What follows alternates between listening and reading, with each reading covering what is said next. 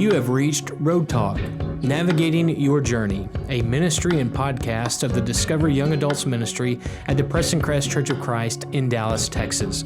We meet at 9:45 on Sunday mornings, and we have small groups all throughout the week. We are located at Preston Road and Highway 635 in North Dallas. My name is Jacob Hawk. I'm the Young Adults Minister and the host of this podcast. It doesn't matter if you are single, dating, if you want to be dating, if you're married, if you want to be married, or if you're divorced, or if you're trying to figure out at what stage of life you are passing through. At the Discover Young Adults Ministry, we want to help you discover life, discover love, and discover the Lord. If I can help you or serve you in any way, or if I can pray for you, please email me at jacob@pressoncrest.org.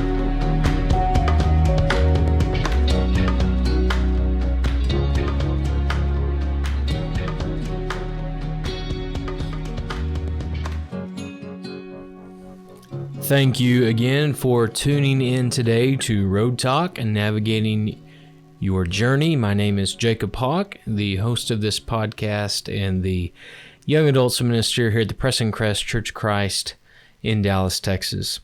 This podcast exists to deal with some of the more difficult struggles of life, to discuss some of the more relevant topics of our time, and from time to time to open the Bible and look at some events in the life of Jesus that teach us so much about Christian living right now in 2020. It is no secret that 2020 has been a hard year for everyone. Even if you've held on to your job, your financial situation hasn't changed, maybe it's improved. Maybe you've been in a business or a line of work where COVID-19 has been really friendly to your bank account, to your profit margin. But it's still been a hard year. Psychologically, physically, emotionally, even spiritually. People are struggling in ways that they never have before. And there's one emotion that people struggle with frequently, even outside of COVID-19, but maybe COVID-19 has made you feel it in a way like you haven't in past months or weeks or days or even years. And that is the feeling of rejection. Have you ever experienced the pain, the heaviness, the despair of rejection? No one enjoys that feeling. No one wants to feel like they aren't going to be chosen, that they aren't useful, that someone else could take their place in a more productive and powerful way. One of my favorite lines from one of my favorite movies, and I must admit to you, this says a lot about me, I guess, but have you ever seen the movie Dumb and Dumber? I mean, let's be honest, most people have. And, well, it's a pretty funny movie. And maybe you remember the line in the movie when Jim Carrey, his character, he's fallen in love with this beautiful girl who is clearly way out of his league. And he asks her a line. He says, "What are the chances that a guy like me could end up taking a girl like you out to dinner?" And she said, "Not good." Well, he didn't give up. He said, like 1 out of 100, and she said, more like 1 out of 1,000,000. He smiled and looked her in the eye and said, "So you're saying there's a chance?" That line has become one of the more memorable lines of the movie. So you're saying there's a chance. But that really speaks to the beat of every human heart when we hear that there's no way things are going to work out the way that we want them to work out. There's still part of us that says, "So you're saying there's a chance? It's not a complete and total impossibility?" That's because rejection is hard.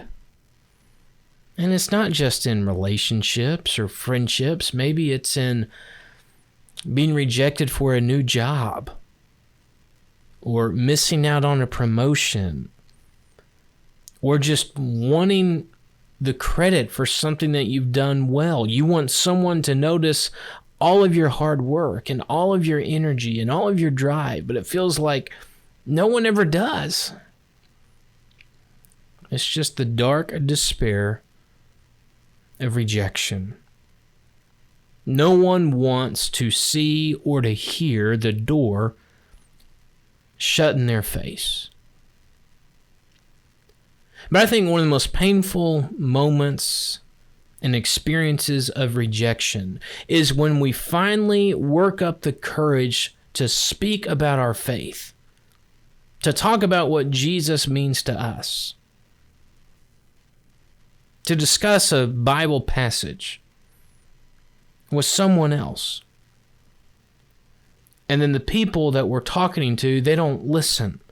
They don't accept a single word. They may even say, "Stop talking to me about it altogether." That rejection is unique. Not only is it embarrassing, but it feels just especially painful. But a close reading of the New Testament proves to us that Jesus experienced that rejection all of the time. And maybe one of the more memorable days that he experienced that type of rejection takes place in Mark chapter 6. Jesus had gone back home to where he was raised, and the rejection was worse than it had ever been. I want you to listen to what Mark records for us in Mark, the 6th chapter, verses 1 through 6. Mark says that Jesus left there and went to his hometown accompanied by his disciples. And when the Sabbath came, he began to teach in the synagogue, and many who heard him were amazed. "Where did this man get these things?" they asked. "What's this wisdom that has been given him, that he even does miracles? Isn't this the carpenter? Isn't this Mary's son and the brother of James, Joseph, Judas, and Simon? Aren't his sisters here with us?" And they took offense at him. So Jesus said, "Only in his hometown, among his relatives, and in his own house is a prophet without honor." He could not do any miracles there except lay his hands on a few sick people and heal them. And Jesus was amazed at their lack of faith. Rejection, a struggle that transcends time. How do we deal with rejection? Well, I want us to notice a few things today about how Jesus dealt with his. I mean, there are some easy explanations as to why Jesus faced rejection in that small, broken down town of Nazareth. It was his hometown, his old stomping grounds, so he's dealing with past history. You've probably noticed in your life that it's really hard to escape your past, even if it's a good past. You never truly outgrow it. Even if you've moved on in life and you are far into your career, you've bought a home, you have 3 or 4 kids, people who remember you as a small child still tend to view you in that way. I think it's interesting that Mark tells us in verse 3 that the people took offense at Jesus. Why did they take offense at Jesus? I mean, what had Jesus done? What had Jesus said that was so offensive? At other locations in his ministry, even just a couple of days before, Jesus had been calling the Pharisees hypocrites, traditionalists, poisonous yeast. I mean, that's offensive. But what has Jesus said in the synagogue that was offensive? He's just teaching. You see, Jesus has said nothing offensive. What is speaking louder than his words is his past. They're thinking, who does this man think he is? He used to be a carpenter. He used to make his living with a hammer and nails, and now he thinks he is some great scholar. Possibly there was some jealousy. It was Jewish custom that any Jewish man could speak in the synagogue. Maybe at this synagogue in Nazareth, there was a rotation of speakers. I mean, if that's the case, Jesus has been gone for months, if not years. Maybe some men thought to themselves, hey, it's my week. It's my turn. You can't just leave this town, barge out of here, and then barge in here out of nowhere and take over. It could be the fact that Jesus refers to himself as a prophet in verse 4. That really could have struck the nerve with especially the Jewish men. Because faithful Jews in the synagogue would have been very familiar with passages like Deuteronomy 18:15 that said, the Lord, Jehovah, he will raise up a prophet among you, one of your own brothers, and you must listen to him or you will be cut off from the people. Maybe there are a few gray hairs or a few sore heads thinking and even whispering behind Jesus' back, oh, Jesus thinks he's that prophet. Jesus thinks he's that guy. Isn't that humble of him? Now, truth be told, we might have thought the same thing if we were in their shoes. But it's also important to note that not everyone rejected Jesus in Nazareth. In reading this passage, we often fail to notice that in verse 2, Mark tells us many who did hear Jesus, they were amazed. They weren't offended. They weren't jealous. They weren't annoyed. They were amazed. So it begs the question, well, then why didn't they, those who were amazed, speak up and tell the others to hush? Your guess is as good as mine. Probably because they didn't want to be rejected either. But I think it's a good reminder that not everyone we try to tell about our faith will reject us. Some people actually will listen. Some people will actually be interested. We're very good at playing the victim card, and we often play it too soon. Many people think they've experienced rejection, when in reality what they've experienced is fear. Maybe they haven't even really tried to tell others about Jesus. I was at a conference many years ago at Harding University where I went to college, and there was a gentleman teaching a class that day about how he had been successful in holding personal Bible studies and evangelism. He had baptized hundreds of people over the years. And so students and other preachers and teachers all assembled in a fairly large lecture hall to hear this man give his secret as to how he had been so successful in not only getting people to study with him, but to devote their lives to Christ. We all sat there and we had out our pens and our paper, and, well, the younger students had out their laptops to take notes. And I remember us all just waiting for him to give us his secret. And he said, "You want to know what my secret is?" And we all leaned in a little bit closer. He said, "I ask people if they want to have a Bible study." We all kind of looked at each other as if he was joking. I mean, surely there's something more to it, right? Surely there's some other theory or some other form or some other method that has been so successful. No, not really. The Bible speaks for itself. This man said his secret was asking people, do they want to have a Bible study? You see, that's the question that most people never get around to asking. Would you like to study the Bible? They often say, well, no one's going to be interested, or people have told me that they don't really want to, when in reality, they may or may not have ever even asked the actual question. Would you like to sit down together and study about the life of Jesus? I read an article a couple of years ago that really impressed me and really encouraged me, and it was done by the Barna Research Group.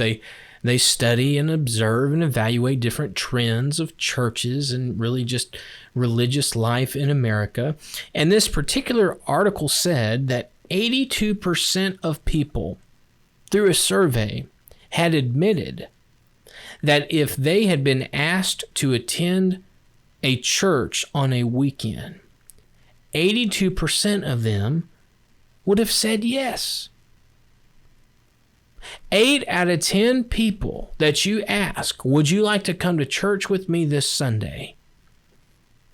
8 out of those 10 people would have taken you up on your invitation. It may not be that rejection is as real as our refusal to try. We aren't in the asking to church business anymore. We aren't in the asking to study the Bible business anymore, and we really need to be, because more people will say yes than say no. Even for Jesus in Nazareth, we read from the Gospel of Mark that there were many people that were amazed. Now, don't get me wrong, we will still experience rejection. In fact, if we're doing our job as Christians, we'll probably experience more rejection than we do acceptance. So back to our question for today, how should we deal with rejection? How do we keep moving forward at all cost? Well, I think an important thing to remember is that we need to remember others' rejection. I think it's interesting after Mark discusses Jesus' rejection in Mark chapter 6. The next few verses record Jesus telling his disciples, "You're about to be rejected too." He sends out the 12 for their first mission trip. And he tells them these words beginning in verse 8. He says, "Take nothing for the journey except a staff, no bread, no bag, no money in your belts. Wear sandals, but not an extra tunic. Whenever you enter a house, stay there until you leave that town.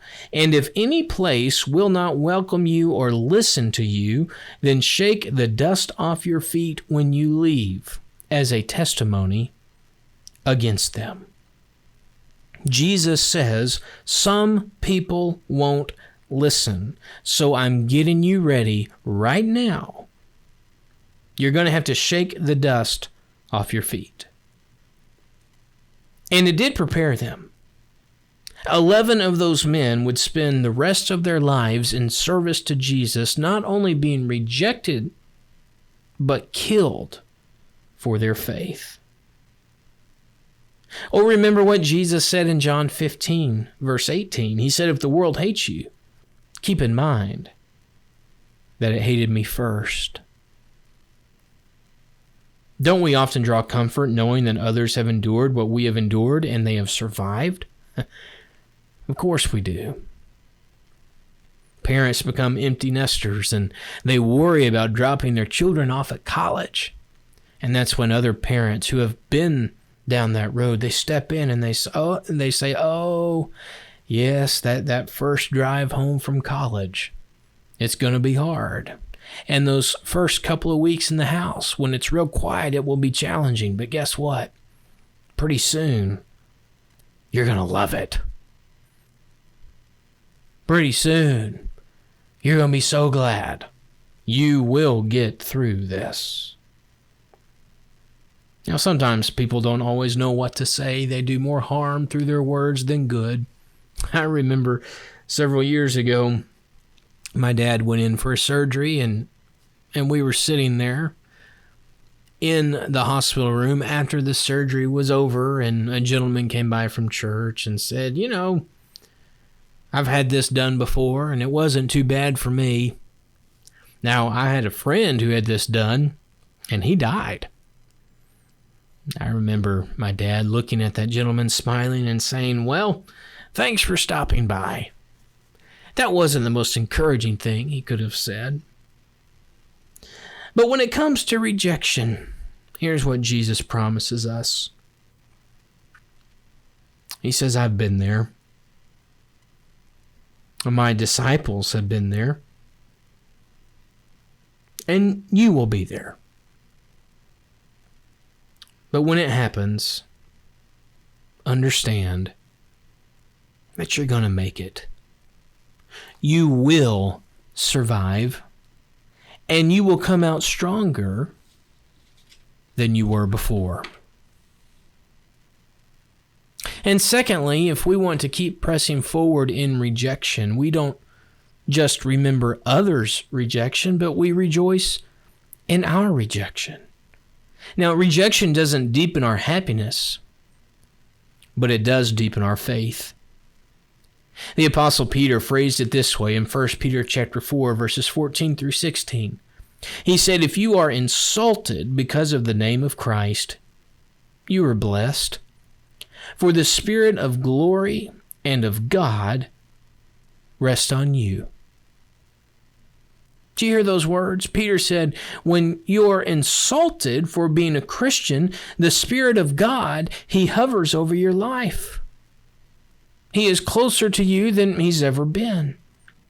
If you suffer, it should not be as a murderer or thief or any other kind of criminal or even as a meddler. But if you suffer as a Christian, do not be ashamed, but praise God that you bear that name. Parents go to great effort to pick the perfect name for their child. That's why you don't hear about a lot of baby boys being born and being named Judas, or beautiful baby girls being born and being named Jezebel. It's also why I did not name any three of my sons Mo. If you think about that for a moment, you'll probably get it. But Peter's saying, when people insult you because of your conviction, and they say you're just some ignorant, out of touch with reality Christian, that's a moment of victory. You can rejoice because you bear the name of Christ. Paul joined in this same anthem in the book of Philippians, and the Apostle Paul said in Philippians chapter 3, verse 10, I want to know Christ and the power of His resurrection and the fellowship of sharing in His sufferings. Paul said, yes, I want to know Christ better, but I do that by sharing in some of the suffering that He endured. I may not necessarily experience the pain of Calvary, but I will experience the pain of rejection.